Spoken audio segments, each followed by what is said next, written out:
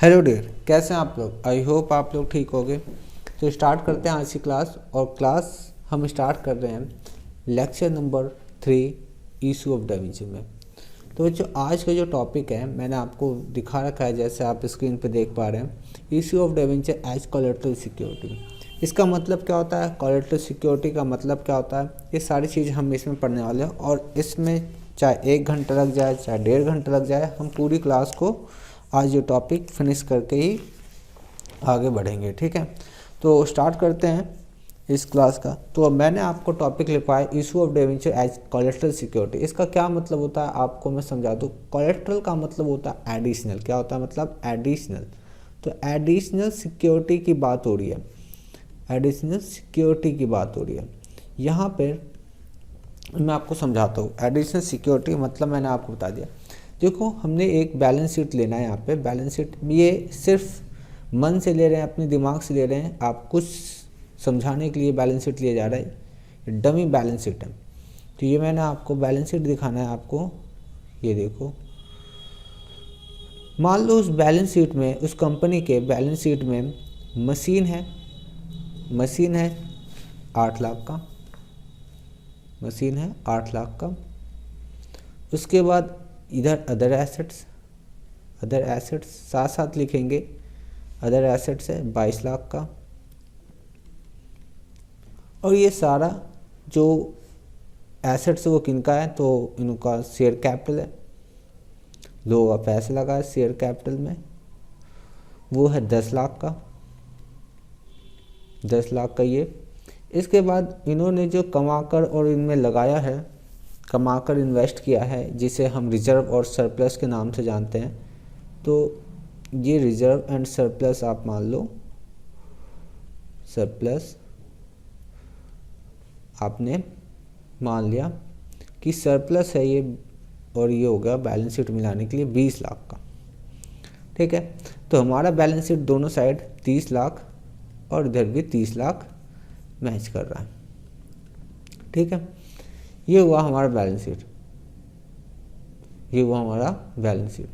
अब बच्चों आगे देखो, आगे हमारे पास मान लो इस कंपनी जो एक्स लिमिटेड, इस कंपनी को और फंड की ज़रूरत पड़ेगी।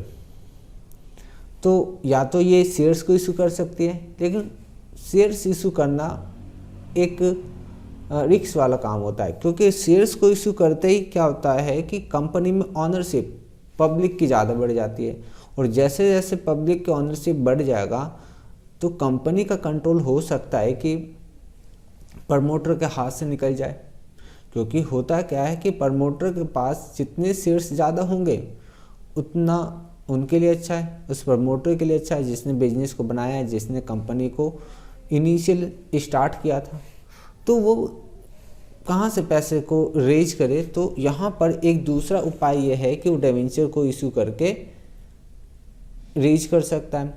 लेकिन डिवेंचर इशू करना भी एक क्या है, रिस्क वाला काम है। तो रिस्क वाला काम, डिवेंचर इशू करना भी रिस्क वाला काम है। तो इससे क्या है कि डिवेंचर को as a collateral additional security में देकर लोन ले सकती है कंपनी। मैं फिर से बता रहा हूँ, आपको इसको समझने में थोड़ी सी दिक्कत होगी, लेकिन अब मैं यहाँ पे पीछे जाकर और यहाँ पे थोड़ा सा आपको और समझाता हूँ। देखो, मान लो इस कंपनी को कुछ पैसे की रिक्वायरमेंट आई, मान लो कितने लाख, मान लो कि 6 लाख की। ठीक है, 6 लाख इसको लोन चाहिए। तो लोन लेने के लिए, ये कहाँ से आ गया, इसको हटाओ, ये कुछ नहीं है यहाँ पे। ठीक है, तो लोन लेने के लिए क्या हुआ, ये कंपनी गई HDFC बैंक पे। कहाँ गई, HDFC बैंक। अब वहाँ पे बैंक में क्या होगा, कंपनी कहेगी भैया हमें लोन दे दो, भैया हमें लोन दे दो। तो कंपनी कहेगी ठीक है दे देंगे लोन, कितना चाहिए। कंपनी ने कहा 6 लाख, कितना चाहिए 6 लाख, तो 6 लाख दे देंगे। ठीक है, लेकिन लोन, कंपनी को लोन जो मिलेगा बैंक क्या ऐसे दे देगी। आपने कहा 6 लाख लोन दे दो, 6 लाख लोन दे देगी बैंक, लेकिन ऐसे नहीं देगी। वो कहेगी आपको लोन मिलेगा, लेकिन आप सिक्योरिटी के तौर पर बताओ आप क्या दोगे हमें, कि आप पेमेंट करोगे, इसकी सिक्योरिटी तो दो। तो कंपनी के पास क्या है, कंपनी के पास वो कह रही है एक काम करो, हमारे पास ये मशीन है 8 लाख की, आप इसको अपने पास एज ए सिक्योरिटी रख लो। एज ए सिक्योरिटी का मतलब ये नहीं होता है कि ये मशीन बैंक के पास आएगी, घूम के बैंक के पास आ जाएगी या वो लेके आ जाएंगे, बैंक के पास नहीं आएगी, ये रहेगा तो वहीं। लेकिन जब भी लगेगा कि ये बैंक वालों को जब भी ऐसा लगेगा कि लोन का पेमेंट नहीं हो रहा है, इंटरेस्ट का पेमेंट टाइमली नहीं हो रहा है, तो ये जो है ये बैंक वाले इस मशीन को बेचकर अपना पेमेंट ले लेंगे। ठीक है, ओके।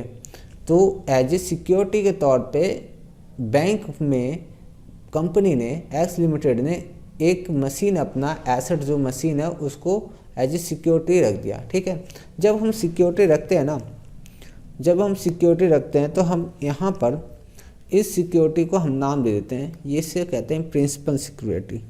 क्या बोलते हैं इसे? Principal security. ठीक है, क्या कहेंगे इसे? इस मशीन को हम बोलेंगे प्रिंसिपल सिक्योरिटी। तो मशीन जो है प्रिंसिपल सिक्योरिटी के नाम पे 8 लाख की है, इन्होंने रख लिया। ठीक है, अब एक बात बताओ, चलो यहाँ पे पहले बैंक की बात पूरी करते हैं, फिर पूछूंगा मैं आपसे। तो यहाँ पे HDFC ने बोला ठीक है हम आपको 6 लाख देंगे और आपका रेट ऑफ इंटरेस्ट मान लो कि 12% होगा। तो कंपनी ने बोला डन, ठीक है हम आपको रेट ऑफ इंटरेस्ट इतना रेट पे हम इंटरेस्ट पे कर देंगे आपको, लेकिन कितने साल के लिए? तो कंपनी ने बोला भैया हमें तो जो चाहिए वो जो टाइम पीरियड है वो आप हमें 10 साल के लिए। बैंक वाला चलो ठीक है 10 साल के लिए दे देंगे हम आपको। ठीक है, तो बैंक वालों ने भी डन कर दिया, कंपनी ने भी डन कर दिया। तो मुझे बताओ एक बात बताओ बच्चों यहाँ पे कि जो मशीन है मान लो 10 साल तक, बात समझना, मेरी दुविधा और बैंक वाले की दुविधा क्या है समझो। मान लो ये रहा पहला साल, ये हुआ दूसरा साल, ये तीसरा साल, ये चौथा साल, पांचवा, छठा, इस तरह से पूरे 10 साल तक, 8, 9 और यहाँ पे ले लो 10 साल तक। ठीक है, कंपनी बहुत अच्छी थी, उसने पहले साल पे लोन का पेमेंट, लोन का इंटरेस्ट पे किया, इसके बाद तीसरे साल, चौथे साल, पाँचवें साल, ठीक है, छठे साल भी पेमेंट किया। ठीक है, या मान लो छठे साल में फेल होगी, 7वें साल पे इंटरेस्ट नहीं पे कर पाई। अभी सिर्फ इंटरेस्ट की बात हो रही है। ठीक है, इंटरेस्ट इतना पे करते गए और इसके बाद यहाँ पे इन्होंने इंटरेस्ट पे करना बंद कर दिया। तो इंटरेस्ट पे करना बंद कर दिया, और क्योंकि यहाँ पे उनको पेमेंट करना था 10 साल के बाद वो लोन का पेमेंट करते हैं, तो लोन जो है अभी तक कितना है कंपनी के ऊपर लोन, एज ए लोन कितना है 6 लाख रुपए अभी भी है। ठीक है, अगर मैं यहाँ पे 6 लाख का अगर 12% अगर निकालूँ तो कितना इंटरेस्ट बनता है? 12% कितना इंटरेस्ट बन जाएगा? तो ये बन जाएगा कुल मिला के, तो इंटरेस्ट बनता है 72,000। मतलब यहाँ पे इंटरेस्ट 72,000 और यहाँ पे भी इंटरेस्ट 72,000 कंपनी ने नहीं पे किया, यही बात निकल के आती है।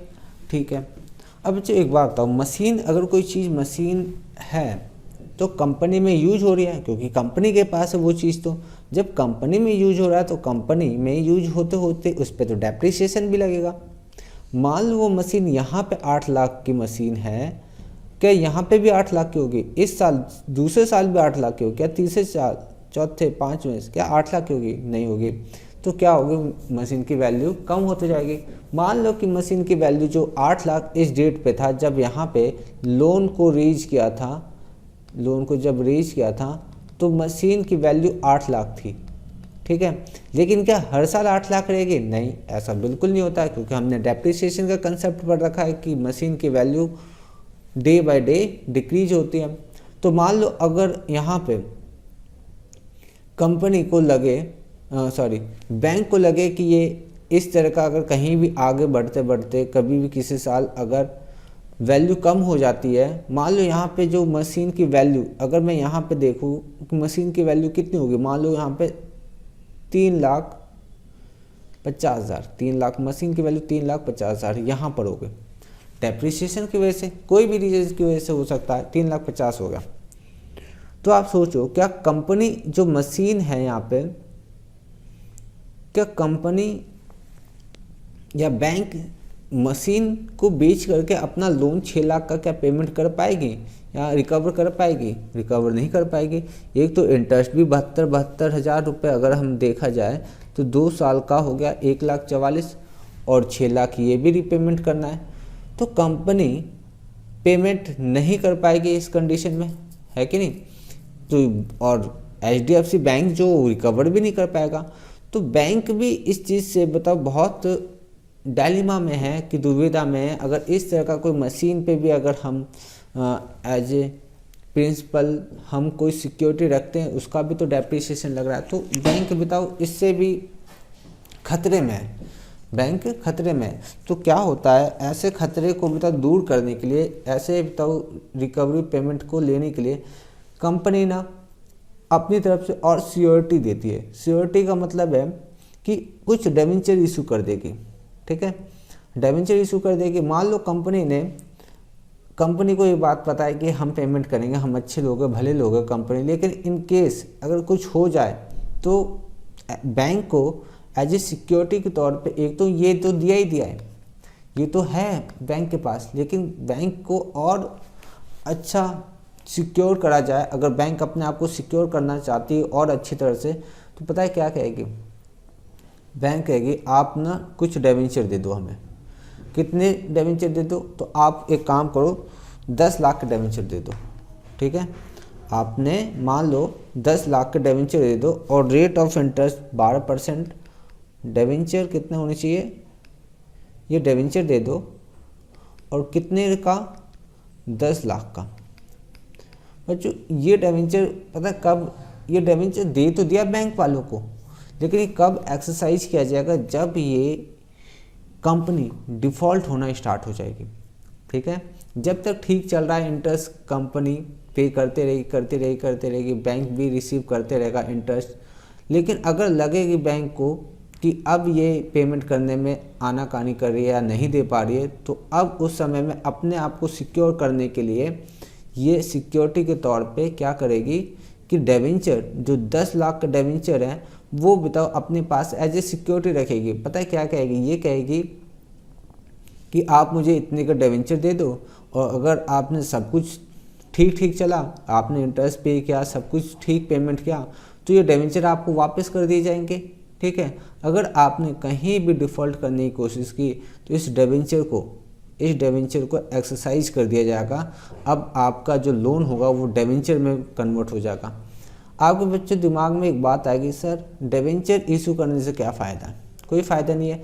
अगर मान लो कि डिबेंचर में कन्वर्ट भी कर लिया तो क्या फ़ायदा हुआ? पहले भी लोन का डिफ़ॉल्ट कर दी थी, अब डिबेंचर पे इंटरेस्ट डिफ़ॉल्ट कर देगी, आपको डिबेंचर का इंटरेस्ट नहीं मिलेगा। तो बच्चों इसमें एक बात और बता दूं, इस डिबेंचर में कोई भी अगर अभी तक बैंक वाले के पास एज ए सिक्योरिटी जो था वो सिर्फ मशीन था। जैसे वो डिबेंचर में कन्वर्ट हुआ, जैसे डिबेंचर एक्सरसाइज हो जाएगा, वहाँ पे कंपनी के सारे एसेट्स पे डिबेंचर होल्डर का अधिकार आ जाता है, ठीक है। बात समझ में आई? सारे एसेट्स पे अब कंपनी को डिबेंचर होल्डर को पे करना ही पड़ेगा किसी भी तरह से। अब वो चाहे अपने सारे एसेट्स बेच दे या कैसे भी करे, वो एक अलग अधिकार, एक अलग राइट आ जाता है डिबेंचर होल्डर पे कि ये प्रेशर बना सकते हैं और कोर्ट में भी जा सकते हैं। तो बहुत सारी चीज़ें अलग अलग आ जाती है। तो यहाँ पे आपको डिटेल में नहीं समझना है, बस ये समझ लो कि डिबेंचर होल्डर के पास राइट होता है कि सारे एसेट्स में वो क्लेम कर सके और अपना रिकवरी कर सके, ठीक है। अभी तक कंपनी का अगर ये डिबेंचर होल्डर डिबेंचर्स नहीं लेती तो सिर्फ मशीन पे होता, और मशीन पे होता तो मशीन से रिकवरी भी नहीं हो पाती बैंक की। तो बात समझो आप। तो अब क्या हुआ, कंपनी ने क्या किया कि आप HDFC बैंक को अपना प्रिंसिपल ये तो दिया ही दिया, साथ में उन्होंने बोला कि आप करो हमारे कंपनी के नाम पे आपने डिबेंचर्स ले लो। अगर जब आपको लगे कि हम पे संदेह हो तो आप इस डिबेंचर्स को एक्सरसाइज कर लेना और हमसे रिकवरी कर लेना। तो बच्चों पता है इसी को क्या बोलते हैं? इसे एक तो मशीन है और इसको बोलते हैं एडिशनल सिक्योरिटी। ये एडिशनल सिक्योरिटी है ना। बैंक वालों के लिए तो एडिशनल मशीन तो ले ही लिया है, लेकिन ये एडिशनल सिक्योरिटी के तौर पे क्या ले लिया, तो इसी एडिशनल सिक्योरिटी को हम क्या बोलते हैं, कोलेट्रल। इसी एडिशनल सिक्योरिटी को हम नाम देते हैं कोलेट्रल सिक्योरिटी, ठीक है। और यही होता है। अच्छा, जब बैंक के पास collateral as a collateral security debenture रहता है ना, तो याद रखना इस पे इंटरेस्ट पे नहीं किया जाता है।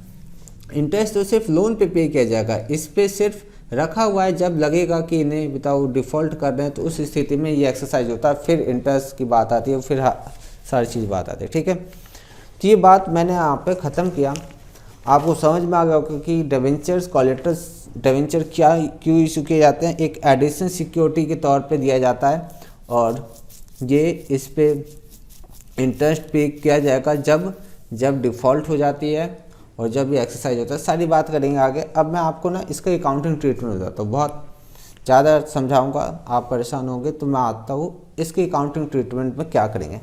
तो बच्चे अकाउंटिंग ट्रीटमेंट हम ना दो तरीके से कर सकते हैं। मतलब ट्रीटमेंट दो तरीके का मतलब क्या है, शो करने का तरीका, जो रिप्रेजेंट करने का तरीका है वो हमारे पास दो तरीके से। तो आते हैं हम क्वेश्चन नंबर 18 निकालेंगे अपनी बुक से, अपनी बुकलेट से। वहाँ पे मैं आपको उस क्वेश्चन को रेफरेंस लेते हुए आपको इसकी अकाउंटिंग ट्रीटमेंट दिखाऊंगा, ठीक है। तो आप निकालो क्वेश्चन नंबर 18, और मैं आपको यहाँ पे अकाउंटिंग ट्रीटमेंट समझाने जा रहा हूँ। लिखेंगे अकाउंटिंग ट्रीटमेंट,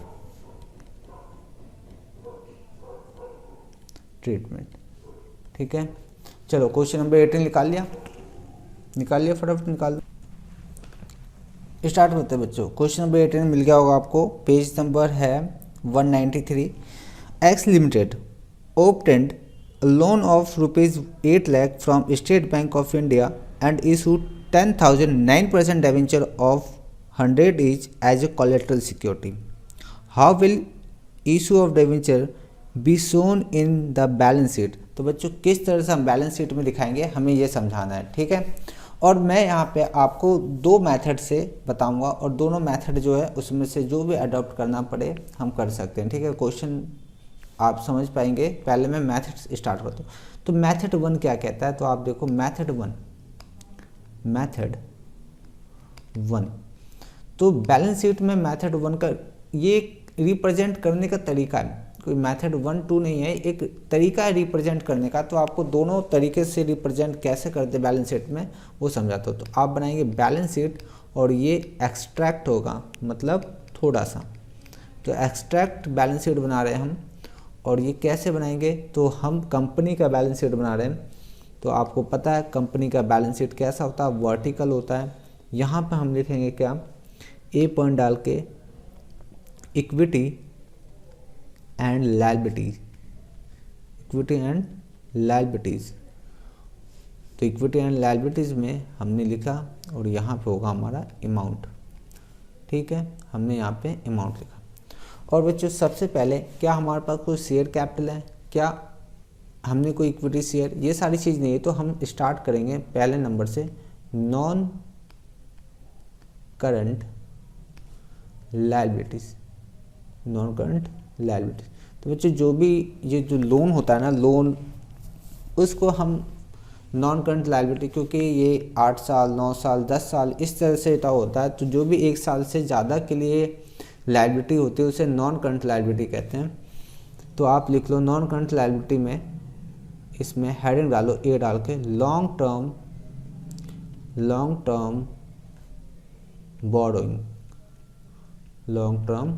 बोरोइंग। और यहाँ पे आप, अच्छा यहाँ पे एक गलती हो गई, आपको एक कॉलम और बनाना है। यहाँ पे बनाते हैं हम नोट्स टू अकाउंट। क्या बनाते हैं, नोट्स टू अकाउंट। और यहाँ पे हम बनाते हैं अमाउंट, तो इसे ठीक कर लेंगे। तो ये इसमें 1 डाल दो, बस इतना ही छोटा बनेगा हमारा बैलेंस शीट, क्योंकि इसमें और कोई आइटम है नहीं।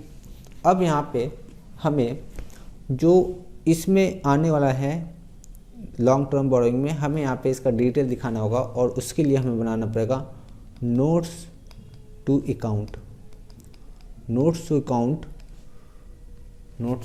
में आपको दिखाना होगा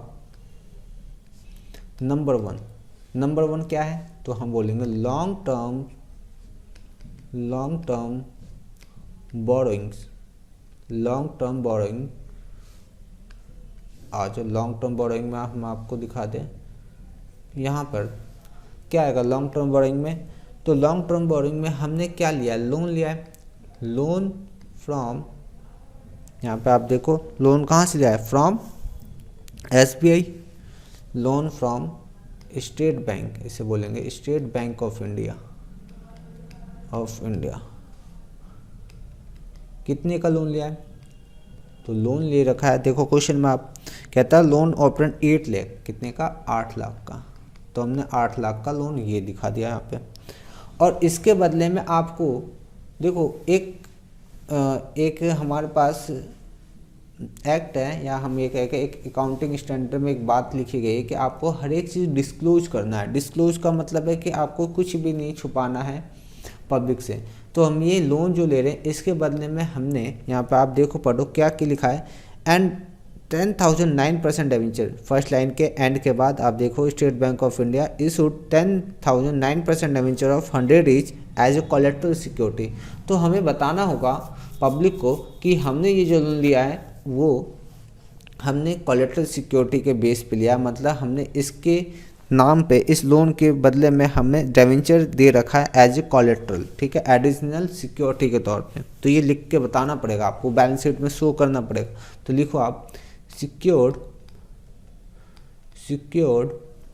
by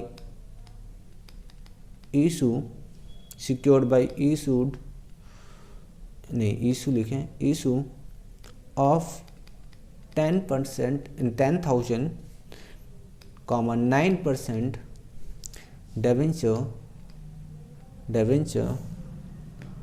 of 100 each as collateral security।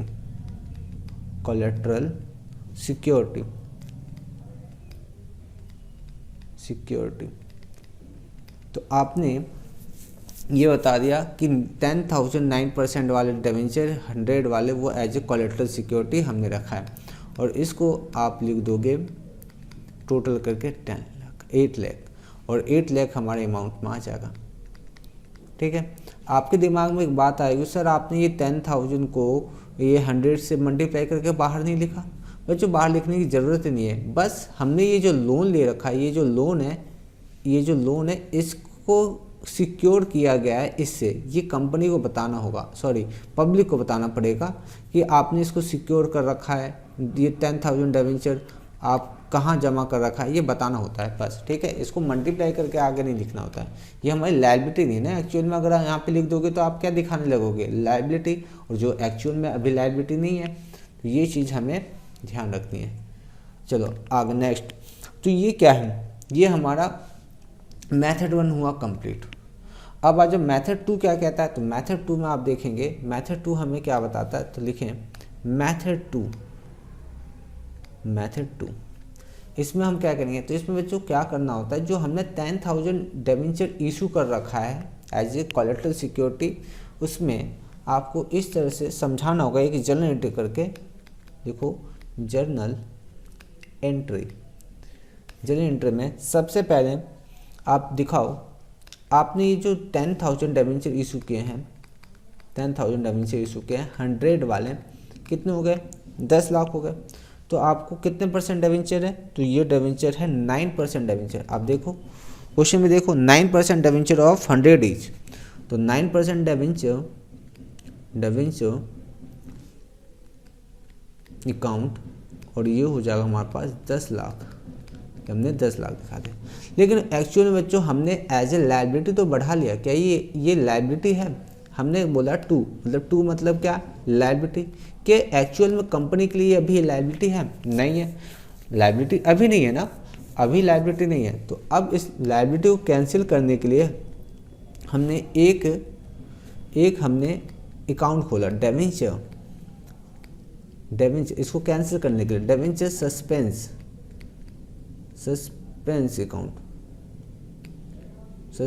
Account, debit कितने से, पूरे 10 लाख से। ठीक है, तो ये debenture suspense account DR2 9% debenture account, और ये कितना है, पूरे 10 लाख से। तो बच्चों हमने क्या किया, पहले तो अपनी लायबिलिटी बढ़ाई, जो एक्चुअल में लायबिलिटी नहीं है उसको कैंसिल करने के लिए हमने डिबेंचर सस्पेंस अकाउंट खोल दिया। तो दो मेथड है, मैंने आपको क्या बताया, एक तो या तो आप इस तरह से दिखा दो, या तो आप इस तरह से दिखाओ। जब आप जनरल एंट्री पास करने के लिए बोला जाएगा आपको कि मेथड जिसमें आपको सस्पेंस अकाउंट खोलना है, तो आपको सस्पेंस अकाउंट खोल के दिखाना होगा। अगर आपने सस्पेंस अकाउंट खोला तो बैलेंस शीट कैसा दिखाई देगा वो भी मैं आपको समझाते हुए चलता हूँ। तो आप लिखो यहाँ पे बैलेंस शीट, और ये बैलेंस शीट कैसा होगा, एक्सट्रैक्ट। बिल्कुल सेम बैलेंस शीट बनाने वाले हैं हम। स्टार्ट करते हैं बैलेंस शीट का फॉर्मेट। यहाँ पे हम लिखेंगे अमाउंट, यहाँ पे लिखेंगे notes to account, notes to account, और यहाँ पे क्या लिखते हैं बच्चों, यहाँ पे लिखते हैं equity and liabilities, and liabilities. हमने इक्विटी एंड लायबिलिटीज लिख लिया यहाँ पे। इसके बाद बच्चों यहाँ पे हमें यहाँ पे नंबर 1 डाल के हेडिंग लिखना होगा। हम क्या लिखना चाहते हैं, तो हम लिख रहे हैं नॉन करंट। ये जितने भी लोन आते हैं, वो हमने लोन लिया है तो नॉन करंट लायबिलिटीज, किस हेड में आएगा, नॉन करंट लायबिलिटीज। और इसमें ये सब हेड इसका होगा long term borrowing, long term borrowing. और इसमें आप नंबर 1 डाल के आपको डिटेल बताना पड़ेगा कि आपने लॉन्ग टर्म बोरोइंग में, तो वो बनाने के लिए, दिखाने के लिए आपको नोट्स टू अकाउंट ये बनाना हो, नोट्स टू अकाउंट। और आप नंबर 1 डाल के आपको बताना होगा कि लॉन्ग टर्म बोरोइंग्स में क्या क्या है, लॉन्ग टर्म बोरोइंग ये हमने दिखा दिया। अब इसमें हमें डिटेल दिखाना होगा। तो सबसे पहले हमने क्या लिया, loan from SBI, loan from SBI कितने का, 8 लाख का। ठीक है, बस रिप्रेजेंट करने का अलग अलग तरीका है। पहले हमने ये स्टेटमेंट लिख के दिखाया यहाँ पे, जब हमने लोन फ्रॉम, ये तो लोन फ्रॉम SBI, ये तो 8 लाख एज ए लायबिलिटी हमें दिखाना होगा लॉन्ग टर्म में। ठीक है, अब यहाँ पे अभी हमने जो दिखाया था कि जनरल एंट्री करके हमने देखा यहाँ पे, और इससे पहले हमने जनरल एंट्री नहीं पास किया था। तो हम यहाँ पे जब जनरल एंट्री नहीं पास किया तो एक स्टेटमेंट लिख दिया था कि हमने 10,000 डिबेंचर 9%, ये वाला अगर मैं आपको दोबारा दिखाऊँ तो ये वाला हमने ये स्टेटमेंट लिख के हमने बता दिया था पब्लिक को। अब यहाँ पे अगर हम जनरल एंट्री पास करते हैं तो क्या अंतर आएगा वो समझते हैं। तो हम यहाँ पे अंतर बस हल्का सा ये आएगा यहाँ पे कि 10,000 लिखना होगा, 10,000 9% डिबेंचर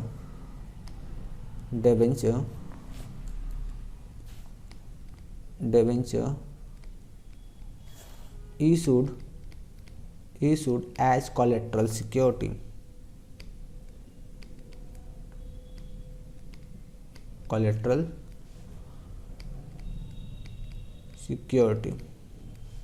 कितना है, 10 लाख। कैसे, 10,000 मल्टीप्लाई 100 है ना, 100 वाले कोलेटरल। और ये क्या लायबिलिटी है, नहीं है, तो इसको हटाओ आप डिबेंचर सस्पेंस अकाउंट से, सस्पेंस अकाउंट, फिर माइनस करके यहाँ पे भी कुछ नहीं जाएगा। कहने का मतलब टोटल क्या है, आपको रिप्रेजेंट करने का तरीका बता रखा है। तो ये हो गया 8 लाख। सेम अमाउंट पहले भी आया था, अभी भी सेम अमाउंट आएगा, बस लिखने का तरीका अलग है। यहाँ पे नंबर 1 में आप 8 लाख को अमाउंट में दिखा देंगे, ये एक तरीका है बस। ठीक है, तो आई होप आपको ये समझ में आया होगा। बस रिप्रेजेंट करने का तरीका या तो आप इस तरह से लिख लो या तो इस तरह से लिख लो। जब आपको क्वेश्चन में कहा जाएगा कि जनरल एंट्री पास करना है तो आपको जनरल एंट्री पास करना हो उस कोलेटरल सिक्योरिटी का। अच्छा, मैं नरेशन भी दिखाते हुए चलूँ आपको। तो ये नरेशन क्या है, यहाँ पे नरेशन में दिखवा देता हूँ आपको। नरेशन में लिखो आप इशूड या issue of 10,000 10,000 comma 9% debenture of 100 each as collateral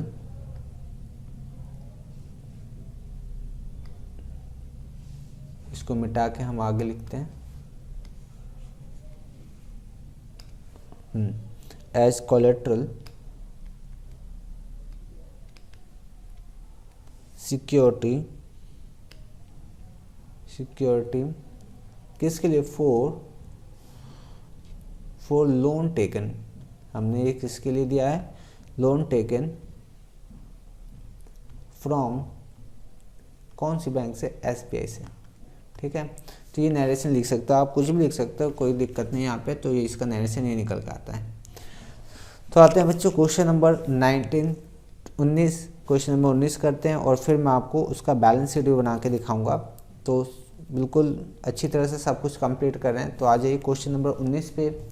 page number वही सेम, क्वेश्चन नंबर 19 करेंगे। क्या लिखा है देखो, लिखा हुआ है a limited issue 5,000 9% debenture of ₹100 each at par and also raise loan of 80,000 from bank. ठीक है, तो कहता है कि 80,000 का बैंक से लोन लिया है, कोलेटरली सिक्योर्ड बाय 1 लाख, और सिक्योर किया गया है 1 लाख 9% डिबेंचर्स। तो 1 लाख 9% डिबेंचर्स से सिक्योर किया है।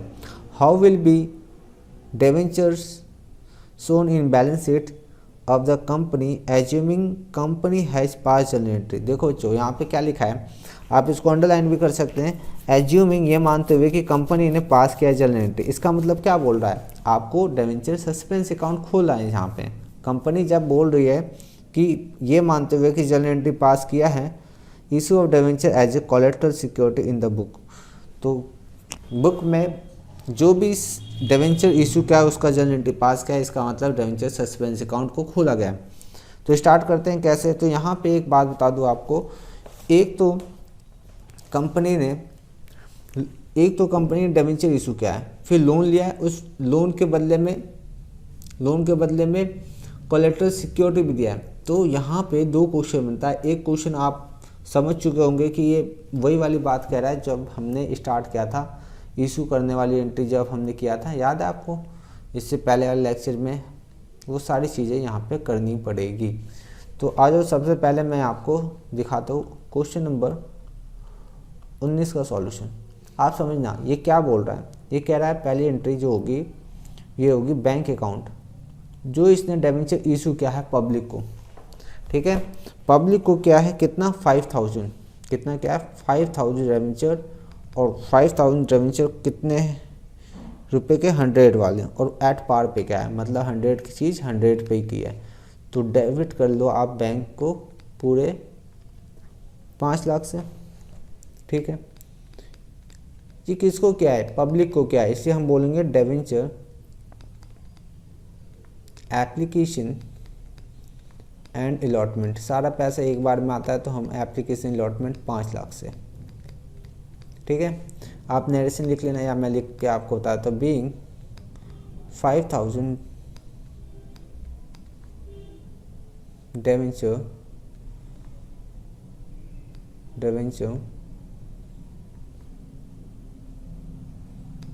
issued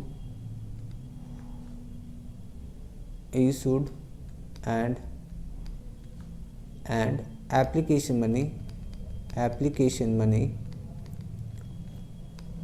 received।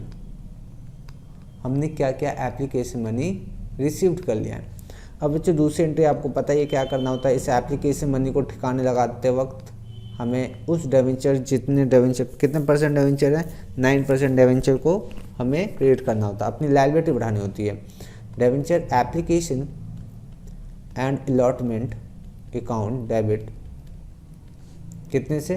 5 लाख से, और अपनी लायबिलिटी बढ़ा लेंगे। और लायबिलिटी है कितने परसेंट? 9% debenture account. ठीक है, ये हमने एज ए लायबिलिटी पब्लिक से पैसा इकट्ठा किया है 5 लाख। ठीक है, तो हमने ये कर दिया। आप यहाँ पे being debenture application money transfer to 9% debenture account, ठीक है, हमने ये ट्रांसफ़र कर दिया। अब जो इस लेक्चर का जो हमारा मोटिव है जिसे हमें सीखना है वो हम अब सीखने जा रहे हैं। ये तो पिछले लेक्चर की बात हो गई, पिछले लेक्चर की बात हो गई।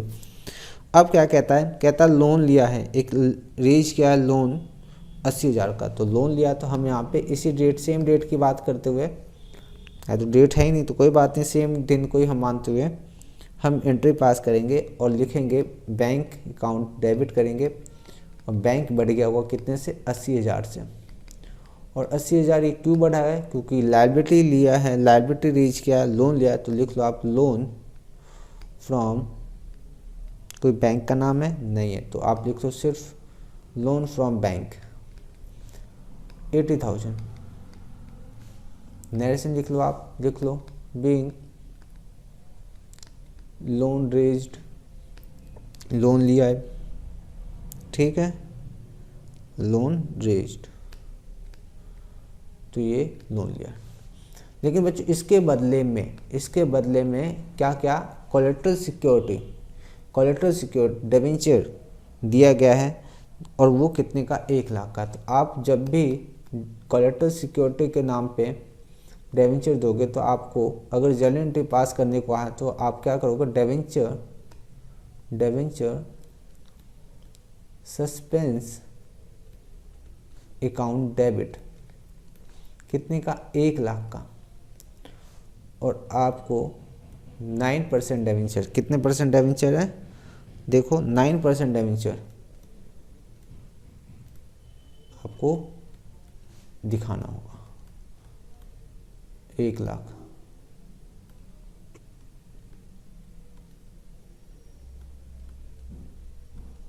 ठीक है, तो ये निकल के आता है। बच्चों यहाँ समझना, मैं बार बार कह रहा हूँ कि ये लायबिलिटी नहीं है, ये लायबिलिटी नहीं है, लेकिन एज ए कोलेट्रल हमने क्या माना जर्नल एंट्री करते वक्त कि हमने अपनी लायबिलिटी 1 लाख से बढ़ा दी, और उसको कैंसिल करने के लिए हमने डिबेंचर सस्पेंस अकाउंट्स को भी लेके आ गए हैं, ठीक है।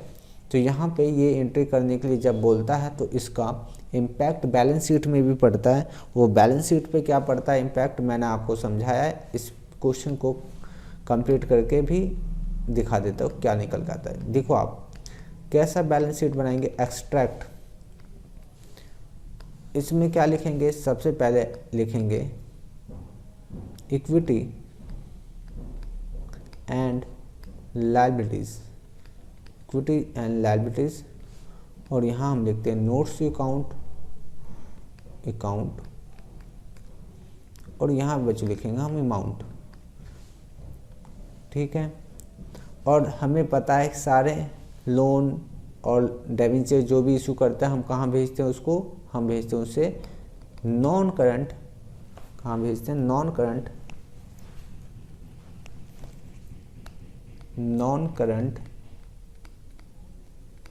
लायबिलिटीज में, नॉन करंट लायबिलिटीज। और इसमें एक सब हेड होता है जिसे बोलते हैं लॉन्ग टर्म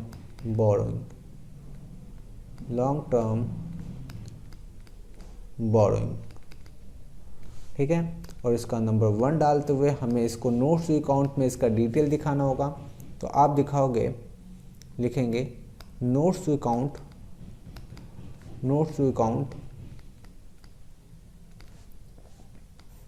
नंबर 1 में आपको दिखाना होगा लॉन्ग टर्म बोरोइंग, ठीक है। तो आप यहाँ पे क्या लिखोगे, सबसे पहले अमाउंट, यहाँ पे अमाउंट, और यहाँ पे आप दिखाओगे अमाउंट, यहाँ पे दिखाओगे, यहाँ पे कुछ नहीं, ठीक है। तो यहाँ पे सबसे पहले आपने क्या किया, पब्लिक को इश्यू किया डिबेंचर, आपको वो भी लिखना होगा, वो भी लॉन्ग टर्म बोरोइंग्स में ही आता है। आपने जो पब्लिक को 5,000 डिबेंचर इशू किया वो भी आपको लिखना होगा, 5,000 9% डिबेंचर ऑफ 100 ईच। ठीक है, तो ये कितना हो जाएगा 5 लाख। आपने जो पहली एंट्री पास की थी पब्लिक को इशू करने वाली, वो यहाँ पे आया। और आपने क्या लिया, लोन लिया बैंक से, लोन फ्रॉम बैंक, ये आपका 80,000।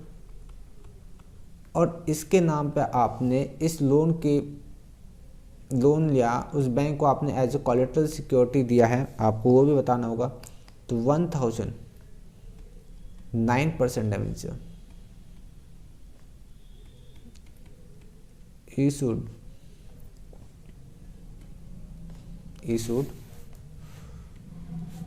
of 100 each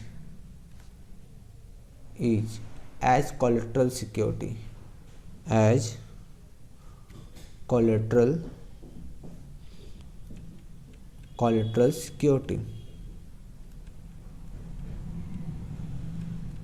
और वो कितने का है, तो वो कोलेटरल सिक्योरिटी 1 लाख का है। आपको दिखाना होगा लेस डिवेंचर सस्पेंस माइनस करके 1 लाख। इम्पैक्ट कुछ नहीं आएगा, नील होगा। और टोटल हमारे पास अगर हम इसको देख लें तो 5,80,000 आएगा, 5,80,000। तो यहाँ पे आपको लिखना होगा 5,80,000। ठीक है, तो बच्चों यहाँ पे क्या किया हमने, यहाँ पे जो पब्लिक को इशू किया वो 5,80,000 का जो लोन लिया वो, और ये जो तरीका रिप्रेजेंट करने का वो हमने यहाँ पे आपको दिखाया है। ठीक है, तो ये चीज़ है। और यहाँ पे कुछ नहीं है ऐसा जो आपके समझ में नहीं आया होगा। तो अब हम चलते हैं नेक्स्ट क्वेश्चन में। अगर क्या होता जब कंपनी डिफ़ॉल्ट कर देती, क्या होता जब कंपनी डिफ़ॉल्ट कर देती, तो आप समझो जब कंपनी डिफ़ॉल्ट कर देगी तो क्या होगा, जो अब तक हम एज ए कोलेटरल सिक्योरिटी हम उसे दे रहे थे वो एक्सरसाइज हो जाता। मतलब क्या, उस पर जो बैंक वालों का राइट हो जाता। अच्छा, बैंक वालों का राइट उतने ही अमाउंट पे होता है जितना अमाउंट पे करना होता है उन पे। ऐसा नहीं है कि 10 लाख का अगर हमें डिबेंचर कोलेटरल के रूप में दे रखा है तो पूरा 10 लाख पे राइट बना लेंगे ना, उतना ही। अगर 6 लाख का लोन है तो 6 लाख का, 7 तो 7, कुछ इंटरेस्ट है तो उस इंटरेस्ट को जोड़ लेगी। लेकिन ऐसा नहीं है कि पूरा एकदम जितना एज ए कोलेटरल दिया था वो पूरा उस पर राइट कर लेगी, नहीं, तो ऐसा नहीं होता है।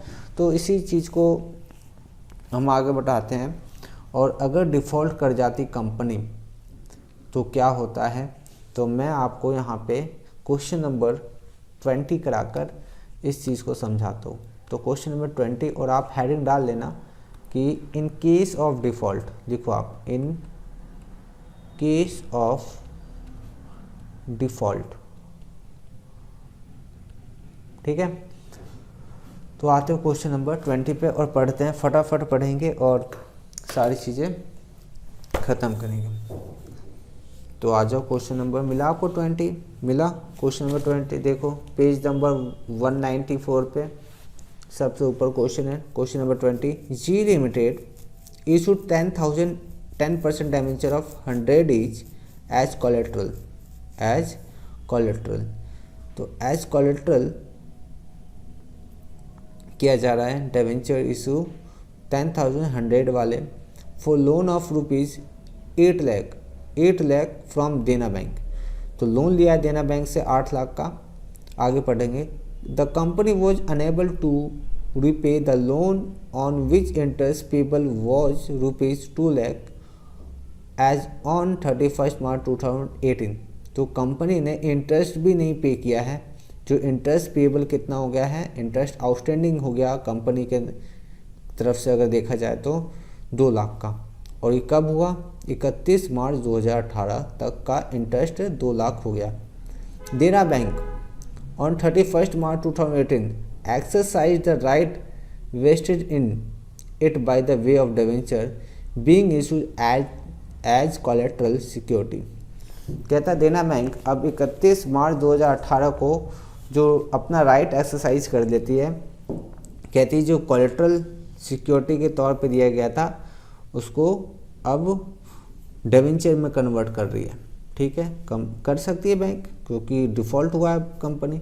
और कहता है क्वेश्चन के आखिरी लाइन में, pass journal entries in the book of G limited 31 March 2018। तो हमें जर्नल एंट्री बताना है कि 31 मार्च 2018 में क्या होगा। तो बच्चा मुझे आपको जो 31 मार्च 2018 की जर्नल एंट्री सिर्फ बताना है, क्वेश्चन में ऐसा कहा है, लेकिन मैं आपको ना कुछ पीछे वाली एंट्री भी समझाऊंगा, फिर आगे वाली एंट्री भी, मतलब 31 मार्च 2018 की भी समझाऊंगा। तो ठीक है, हम करते हैं। तो क्या हुआ होगा, अगर हम पीछे की बात करें तो पहली एंट्री, जब बैंक ने लोन लिया, बैंक से लोन लिया कंपनी, तो क्या हुआ होगा, ये पहले की एंट्री है, 31 मार्च 2018 की नहीं है। बैंक बढ़ा होगा, जब लोन लिया तो बैंक बढ़ा होगा, कितने से, 8 लाख का, 8 लाख का। टू हम बोलेंगे लोन फ्रॉम देना बैंक, ऐसा लिखा होगा, है कि नहीं। 8 लाख का लायबिलिटी हमने बढ़ा दिया, ठीक है। ये हमने किया। इसके बाद एंट्री हमने क्या किया होगा, एज ए कोलेटरल सिक्योरिटी, जब हमने लोन के बदले में हमने बोला कि आप ये रखो, क्या रखो, हमारे 10% डिवेंचर, तो हमने उसे दे दिया 10% डिवेंचर। और कितने डिवेंचर दिए, तो साफ साफ बोला है 10,000 डिवेंचर, और डिवेंचर कितने का है, 100 का है, तो हमने 10 लाख का उसको डिवेंचर दे दिया। लेकिन उस समय एक्चुअल में डिवेंचर हमारे लायबिलिटी नहीं था, हमने क्या क्या होगा, डिवेंचर सस्पेंस से कैंसिल भी क्या होगा, सस्पेंस अकाउंट डेबिट, तो हमने लिखा 10 लाख यहाँ पे, तो हमने इसे कैंसिल करने की एंट्री कर दी होगी उस समय जब लोन लिया था। अब हमें एंट्री कब की दिखानी है, तो एंट्री हमें दिखानी है बच्चों 31 मार्च 2018 की एंट्री, इस डेट की। अब मैं एंट्री आपको इस डेट पे, अगर एग्जाम में ये क्वेश्चन आ जाए तो आपको पिछले यहाँ पे जो मैंने समझाने के लिए क्वेश्चन किया है, ये जो जर्नल एंट्री पास किया, ये आपको नहीं समझाना है, मैं आपको समझा रहा हूँ, आपको एग्जामिनर को नहीं समझाना है, आपको नहीं बनना है कि मुझे आता है सब कुछ, ठीक है। तो आपको यहाँ की एंट्री पास करनी है, तो क्या एंट्री होगी, सबसे पहले बच्चों ये एंट्री जो होगी, जो अब तक आप कह रहे थे कि ये सस्पेंस डिवेंचर सस्पेंस अकाउंट हमारे ऊपर लायबिलिटी नहीं है, अब लायबिलिटी बनेगी, मतलब अब आप डिफ़ॉल्ट हो चुके हो। तो अब जैसे ही आप डिफ़ॉल्ट हुए, आपको ये एंट्री को कैंसिल करना होगा। और कैंसिल कैसे होता है, तो आप जानते हैं कि कोई भी एंट्री अगर हमें कैंसिल करनी है तो उसको सीधा रिवर्स कर दो, आपको करना होगा reverse, debenture account debit 10 lakh to debenture suspense account 10 lakh.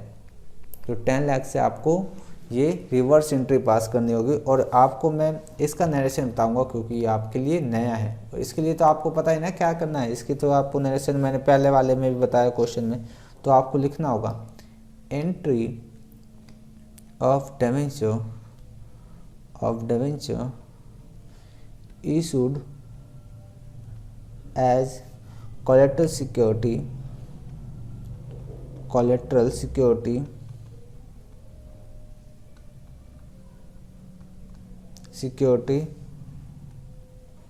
Reversed, हमने रिवर्स्ड कर दिया, ठीक है, कैंसिल कर दिया, रिवर्स कर दिया, कुछ भी कहो।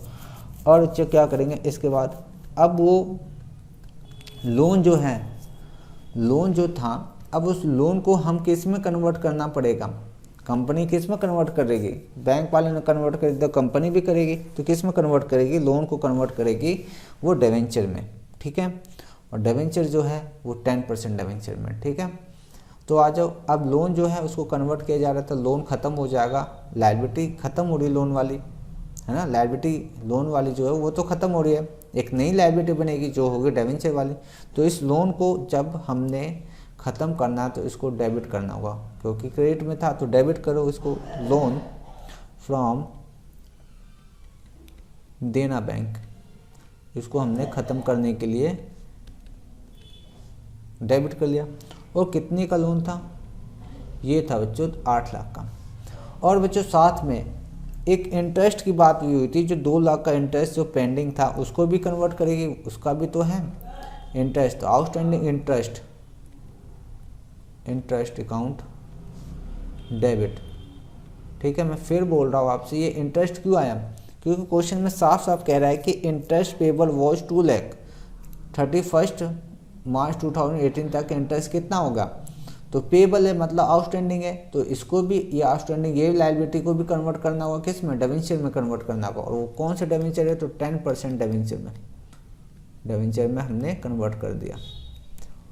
और ये टोटल कितना हो जाएगा, ये पूरे 10 लाख के डिबेंचर में कन्वर्ट होगा।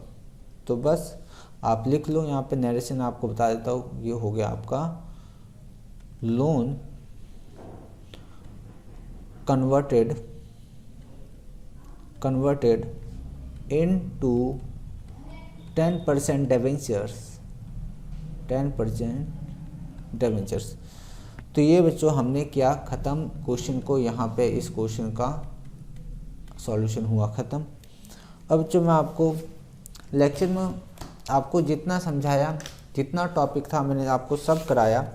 अब मैं आपको कुछ क्वेश्चन अपनी तरफ से, एक क्वेश्चन मैं अपनी तरफ से लेता हूँ और फिर मैं आपको उसका दोनों मेथड से सॉल्यूशन कराऊंगा और आपका लेक्चर हो जाएगा ख़त्म।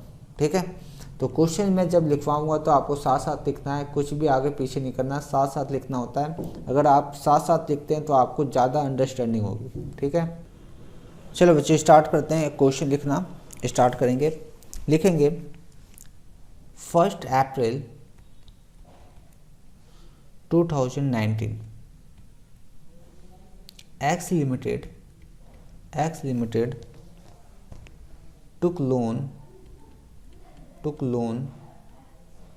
from HDFC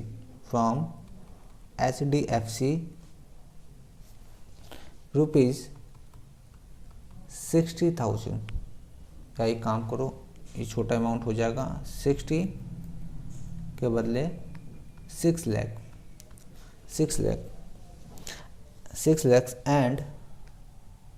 and issued 12% debenture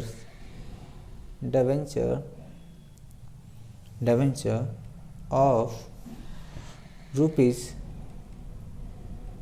10 lakh. कितने, 10 लाख रुपीज़ के उन्होंने क्या किया, as a secure 10 lakh rupees के डिबेंचर इशू कर दिए, 12% डिबेंचर्स। ठीक है, एज कोलेट्रल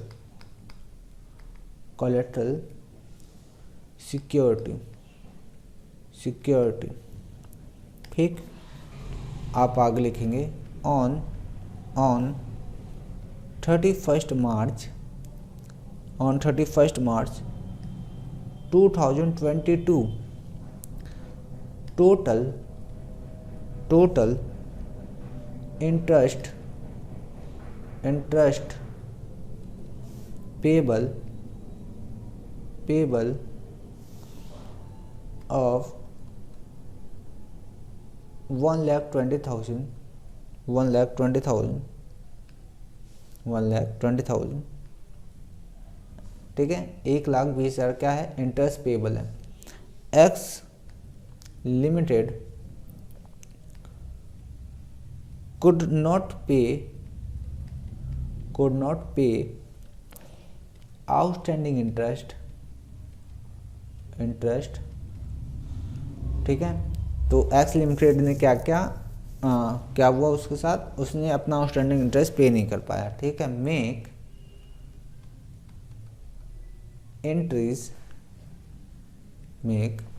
एंट्रीज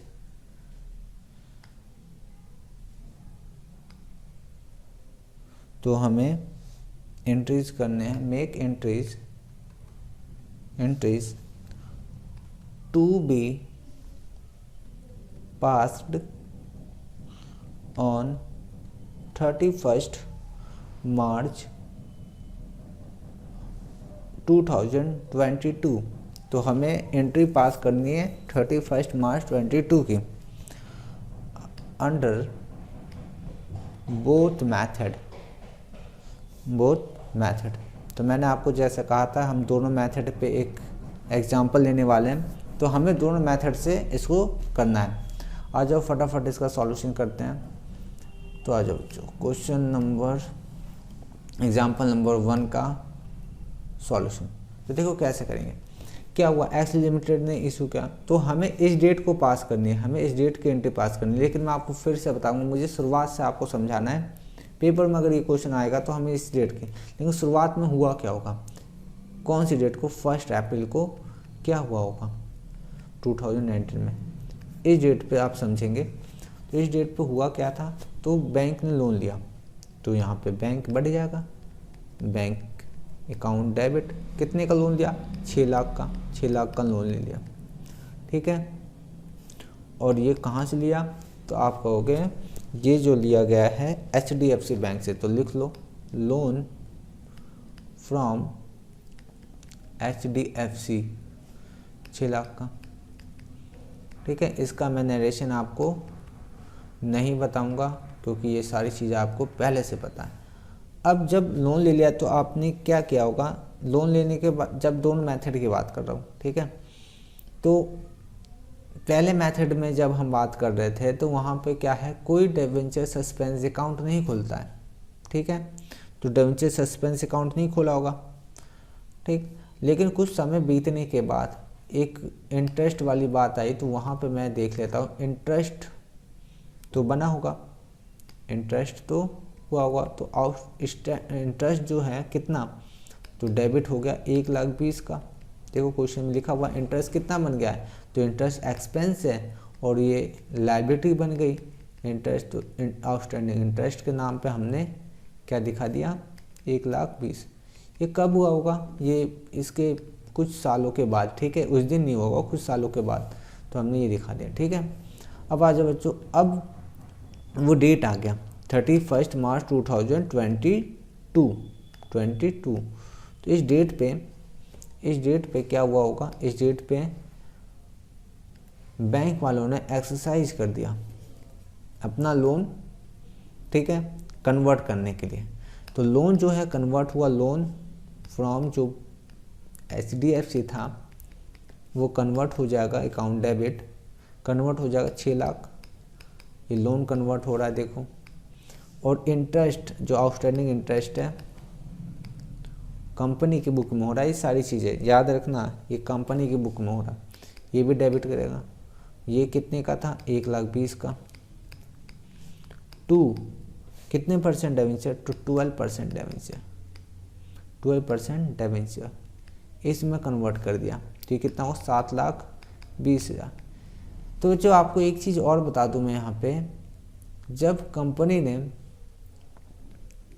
उसे एज ए सिक्योरिटी दे रखा था, तो सिक्योरिटी के तौर पे क्या दे रखा था, 12% डिबेंचर ऑफ 10 लाख, यहाँ दिख रहा है आपको 10 लाख का।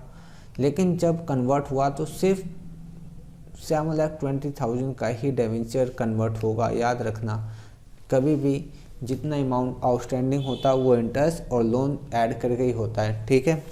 अब ये मत कहना कि सर अगर मान लो डिबेंचर्स कम हो, तो डिबेंचर्स कम होंगे ही नहीं, ठीक है। आपके कोर्स में कभी भी और किसी भी एग्ज़ाम में डिबेंचर्स कम नहीं होंगे, इतने ही आएंगे, ठीक है। तो आपको समझ आ गया होगा। और ये मैंने आपको जो समझाया है वो किस मेथड से बताया, तो आपका ये मेथड वन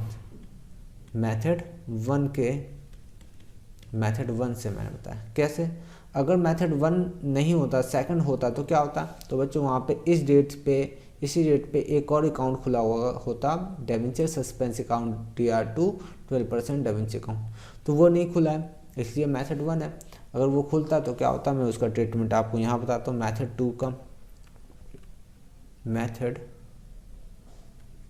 2 में क्या होता, तो सेम एंट्री होती है यहाँ पे, पहले एंट्री सेम होने वाली थी, ऐसे ही बैंक अकाउंट। ये मैं शुरुआत की बता रहा हूँ, ये कब शुरुआत, मतलब 1 अप्रैल 2019 की बात कर रहा हूँ मैं। तो बैंक इंक्रीज क्या हुआ, क्यों, क्योंकि लोन लिया था 8 लाख का, 6 लाख का, 6 लाख का। और यहाँ पे लिखा होगा आपने लोन फ्रॉम HDFC 6 लाख का, ठीक है। और सेकंड एंट्री इसी डेट पे आपने as a security collateral security दिया है, तो आपने क्या होगा, डिबेंचर सस्पेंस अकाउंट डेबिट, कितने से, पूरे 10 लाख से, यहाँ पे जनरल एंट्री क्या होगा, अब लिख लेंगे 12% डिवेंचर, इसको कंप्लीट किया हमने 10 लाख से, ठीक है, 10 लाख से हमने ये कंप्लीट कर दिया। तो ये आपको मैं नरेशन नहीं करा रहा। इसके बाद क्या हुआ, समय बीता होगा, समय बीतने के बाद डिफ़ॉल्ट हुआ, ये सारी चीज़ हुआ, तो इंटरेस्ट जो है कंपनी को अपना इंटरेस्ट को एक्सपेंस दिखाते हुए और इंटरेस्ट पे नहीं किया, कितने का इंटरेस्ट पे नहीं किया, तो 1,20,000 का ये आपको दिखाते हुए कंपनी को बोलना होगा कि ये उनके ऊपर लायबिलिटी, कंपनी के ऊपर लायबिलिटी है, तो आउटस्टैंडिंग इंटरेस्ट में ट्रांसफ़र कर देगी एज ए लायबिलिटी 1,20,000 का, ठीक है। अब क्या हुआ, समय आ गया वो 31 मार्च 2022, इस डेट पे क्या एंट्री होगी। तो सबसे पहले मैंने आपको बताया था बच्चे कि यहाँ पर जो हमने एज ए कोलेटरल सिक्योरिटी दिया था, अगर हमने उसकी एंट्री पास कर रखी है तो उसको कैंसिल करने की एंट्री सबसे पहले होगी। तो सबसे पहले हमें इसे कैंसिल करना है, तो कैंसिल करने का एक सीधा सा फंडा है, क्या करेंगे, जो डेबिट है उसे क्रेडिट कर दो, जो क्रेडिट है उसे डेबिट। तो हम लिखेंगे 12% debenture account debit to debenture suspense account, कितने से, पूरे 10 लाख से, पूरे 10 लाख से हमने इसे कैंसिल कर दिया, ठीक है। कंपनी ने कैंसिल कर दिया, ये सारी एंट्री जो हो रही कंपनी के बुक में, तो कैंसिल की एंट्री आपको नरेशन आपको समझा रखा है, वो एंट्री पास कर देना। सेकंड क्या होगा, ये फर्स्ट है, तो सेकंड क्या होगा, इस डेट पे सेकंड एंट्री जो होगा कन्वर्ट करने की एंट्री होगी, तो loan from HDFC account debit, इसके बाद कितने का लोन था, पूरा लोन था ये कितने का, 6 लाख का, कितने का, 6 लाख का। और उसके बाद जो इंटरेस्ट, आउटस्टैंडिंग इंटरेस्ट है उसे भी हम हटाते हुए अकाउंट डेबिट, जहाँ अकाउंट छूट जाता है आपको लिखना है, आपको नहीं छोड़ना है, ठीक है। ये कितने का था, ये था 1,20,000 का, और हम इसको कन्वर्ट कर रहे हैं 12% डिवेंचर में, पूरे 7,20,000, ठीक है। तो मैंने दोनों तरीके से आपको जनरल एंट्री समझा दिया। अगर हम डिवेंचर सस्पेंस अकाउंट खोलते हैं तो कन्वर्ट करते वक्त पहले उसको कैंसिल करने की भी एंट्री करनी होगी, ये चीज़ मैंने आपको समझा दिया। तो बच्चों अब इसमें कुछ नहीं है, यहाँ पे हुआ इसका सॉल्यूशन एंड, और मेरे हिसाब से आपको ये लेक्चर बहुत पसंद आया होगा, क्योंकि इसमें कुछ ऐसा नहीं था जो आपके समझ में ना आए, ठीक है।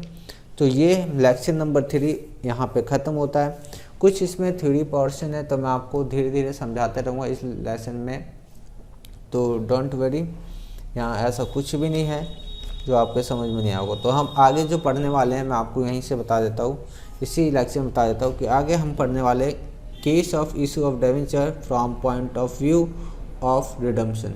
तो ये टॉपिक पढ़ेंगे, बहुत ही सिंपल, बहुत ही प्यारा टॉपिक है, और धीरे धीरे हम इसमें पूरी तरह से परफेक्ट हो जाएंगे। तो बच्चों आज के लिए बस इतना ही, थैंक यू, बाय बाय।